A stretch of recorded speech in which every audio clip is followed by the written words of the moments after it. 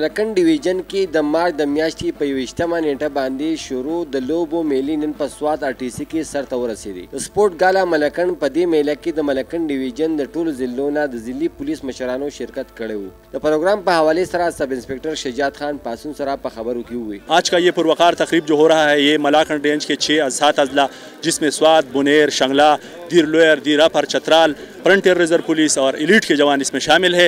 इसमें बूरी रेस होगा, लंगड़ा दौड़ होगा, म्यूजिकल चेयर होगा और इसके साथ बाल अनस्पून इस किस्म के मुकाबले होंगे. इसका मेहमान खसूसी RPO साहब मलाखंड है.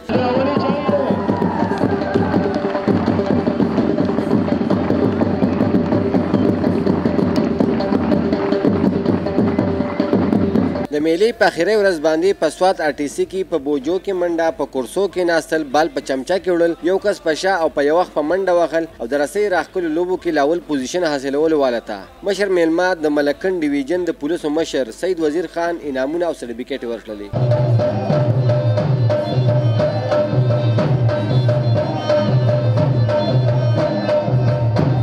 دغه میلې په ختمېدو باندې په سیدو شریف په دودیه حال کې یوه دستوره جوړه شوې وه. پکې ټنګ ټکور، هاکي، نظمونه وړاندې کېدو نه پس د انعاماتو سلسله شروع شوه.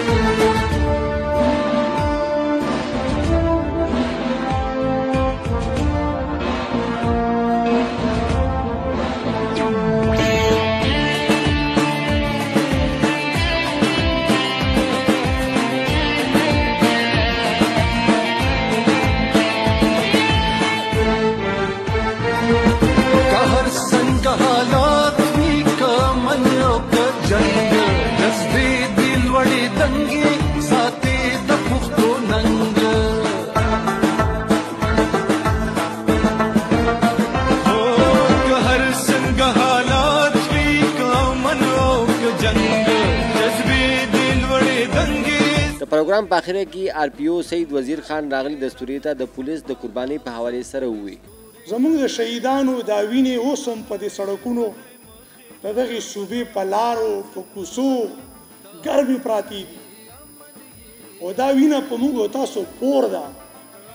د دغې وینې زموږ او تاسو ټولو ژوندونه دا مطالبه ده چې موږ خپله رویه هم بدله کړو، خپل ولاړ ناست بدل کړو او موږ د دغې صوبې داسې عوام چې هغه په خپله جنګ ځپلی وي، هغه کډوال شو، هغه دا خاوره پرېښودله، خپل کور یې پرېښودلو، د هغو خلکو موږ د زړه د منځه خدمت وکړو چې داسې نه وي چې کوم چې دا خلک زموږ د شهیدانو د وینې ته په سپک نظر ونه ګوري.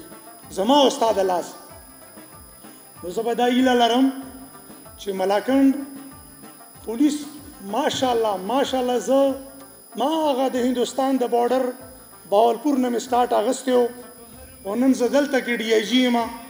زه ډېر په فخر سره وایم چې زه د ستاسو کمانډر یم. دا زما ډېر لوی فخر.